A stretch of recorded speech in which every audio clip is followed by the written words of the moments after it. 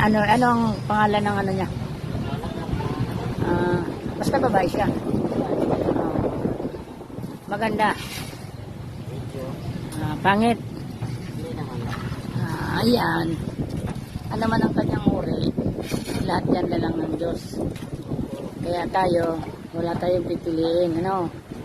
Kaya kung ano man ang inyong makita sa kanyang vlog, yung sa katawan, sa vlog muna, tulungan natin i-subscribe. At sa katawan, huwag natin pakialaman. Baka meron na may-ari doon. Diba, no? Siyempre, hindi na natin may alis sa atin na tingnan, ano? Kaya nga tayo may mata, eh. Di baling tingnan, wag lang pag nasaan, ano? Kasi masama na yun, eh. Wag lang hawakan.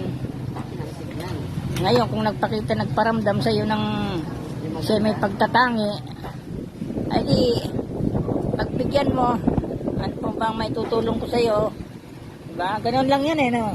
Diba? Pinag-uusapan namin yung chicks niya, eh. Chicks niya nagbablog daw, eh.